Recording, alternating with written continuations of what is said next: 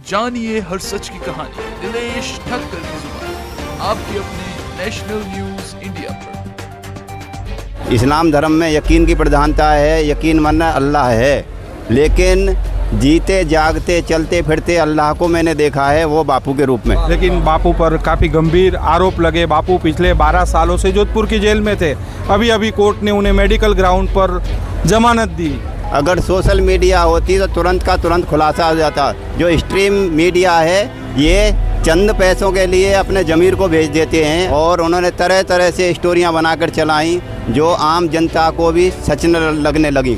लेकिन अब social media के द्वारा वो भी समझ रहे हैं कि ये एक प्रोपेगेंडा था कि बापू को फंसाने के लिए मीडिया ने किया हो या षड्यंत्रकारियों ने किया हो, उनका सबका खुलासा होना ही है। देर सवेर सच्चाई की जीत होती है, देर होती है लेकिन अंधेर नहीं है। इनका भी यही कहना है कि बहुत जल्द जोधपुर हाई कोर्ट से, अहमदाबाद हाई कोर्ट से भी संत आसाराम जी बापू निर्दोष बरी होंगे। तो आप लोग भी अपनी राय वीडियो के कमेंट बॉक्स में जाकर आप लोग भी अपनी राय अवश्य रखिएगा।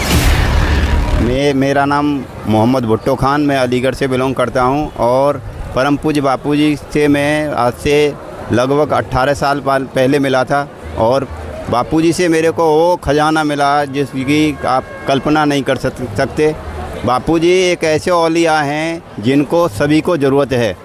जैसे अपने इस्लाम धर्म में यकीन की प्रधानता है, यकीन मानना अल्लाह है, लेकिन जीते जागते चलते फिरते अल्लाह को मैंने देखा है वो बापू के रूप में। और बापू एक ऐसे औलिया हैं जिनको सभी को ज़रूरत है।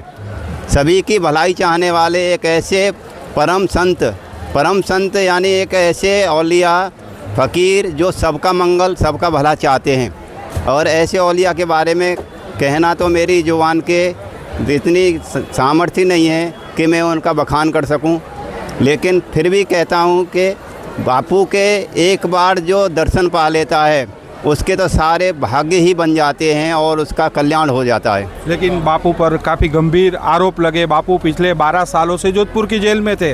अभी कोर्ट ने उन्हें मेडिकल ग्राउंड पर जमानत दी। देखिए ये क्या है, एक मीडिया के द्वारा फैलाया हुआ एक ऐसा भ्रम था जब हमारी सोशल मीडिया नहीं थी। अगर सोशल मीडिया होती तो तुरंत का तुरंत खुलासा हो जाता। जो स्ट्रीम मीडिया है ये चंद पैसों के लिए अपने ज़मीर को भेज देते हैं, अपनी माँ को भेज दें, सारा सब कुछ कर दें, तो उनके लिए उनकी अहमियत क्या रखती है संत और फ़कीर की। उन्होंने ऐसे उसमें फंसे पैसों के लालच में और उन्होंने तरह तरह से स्टोरियां बनाकर चलाई जो आम जनता को भी सच लगने लगी।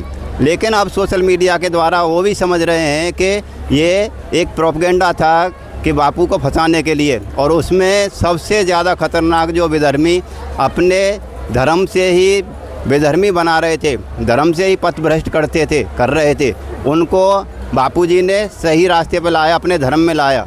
और अपना धर्म क्या है? सनातन धर्म। और सनातन धर्म के प्रहरी हैं आसाराम जी बापू। और बापूजी के द्वारा ये मिशनरियों को बहुत घाटा हो रहा था। जहाँ पर गांव के गांव मिशनरियों ने ईसाईकरण कर दिया था, उनको बापूजी ने अपने धर्म के बारे में बताकर उनको जागृत किया, अपने धर्म में लाए। तो आज बापूजी को 13 सालों में, बापूजी को तो नहीं लेकिन जो ये समाज था, जो अपना संस्कृति है, उसी की हानि हुई। फिर भी बापूजी ऐसे संतों ने, और बापूजी ने ही, संतों ने क्या, बापूजी ने ही हमारी संस्कृति को बचाए रखा है।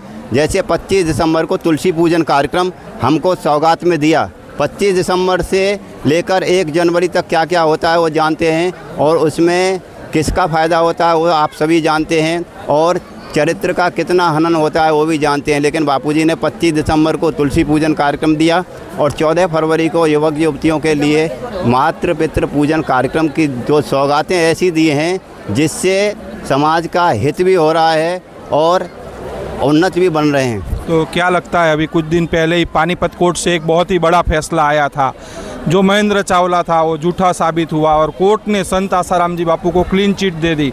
महेंद्र चावला का ऐसा कहना था कि उसके ऊपर जो हमला हुआ उसमें आसाराम जी बापू का हाथ था, लेकिन कोर्ट ने उसे झूठा माना और बापू को क्लीन चिट दे दी। तो क्या लगता है, जैसे पानीपत कोर्ट से आसाराम जी बापू निर्दोष बरी हुए, अभी जोधपुर हाईकोर्ट में भी अपील शुरू होने वाली है, अहमदाबाद में भी अपील शुरू होने वाली है, और महेंद्र चावला संत आसाराम जी बापू के दोनों केसों में मुख्य गवाह है, नारायण साईं जी के सूरत केस में भी सरकारी गवाह मुख्य गवाह रहा है। तो क्या लगता है वहाँ पर भी दूध का दूध और पानी का पानी होगा? क्या लगता है? दूध का दूध का पानी का पानी तो होना ही है प्रभु जी। जैसे एक नकली फूल बनाए तो उसमें खुशबू नहीं आ सकती, नकली नकली रहेगा, फैब्रिकेटेड है फैब्रिकेटेड ही रहेगा, लेकिन सच्चाई ज़रूर सामने आएगी। और जो भी उन्होंने हायर किए थे, मीडिया ने किया हो या षड्यंत्रकारियों ने किया हो, उनका सबका खुलासा होना ही है। देर सवेर सच्चाई की जीत होती है, देर होती है लेकिन अंधेर नहीं है। इसे उस अल्लाह की इस जो इसमें नयामत में कोई अंधेर नहीं है। देर तो है लेकिन आने वाले समय में देखना, आज हम बापू को देखते हैं कि लाखों लाखों लोग इकट्ठे होते थे। आने वाले समय में देखना बापूजी का ऐसा समय आएगा कि उनके कपड़ों के ही दर्शन होंगे और कपड़ों का ही दीदार करके लोग आत्मिक शांति पाएंगे और अपने आप को धनभागी मानेंगे। और मेरे का तो सौभाग्यशाली हूँ मैं कि ऐसे औलिया को मुझे प्रत्यक्ष देखने के, साकार रूप में देखने का अवसर मिल रहे हैं। और सभी को मैं यही कहना चाहूँगा कि इनका दामन मत छोड़ना। ऐसे औलिया हैं ये तो पार हैं अपने आप से, शरीर से और सबसे मुक्त हैं। ये आपको भी मुक्त करेंगे और आपको भी उस आनंद का अनुभव होगा ही होगा। तो इस खबर को लेकर आप लोगों की क्या राय है? आप लोग भी वीडियो के कमेंट बॉक्स में जाकर आप लोग भी अपनी राय अवश्य जानिए हर सच की कहानी दिनेश ठक्कर की जुबान, आपके अपने नेशनल न्यूज इंडिया पर।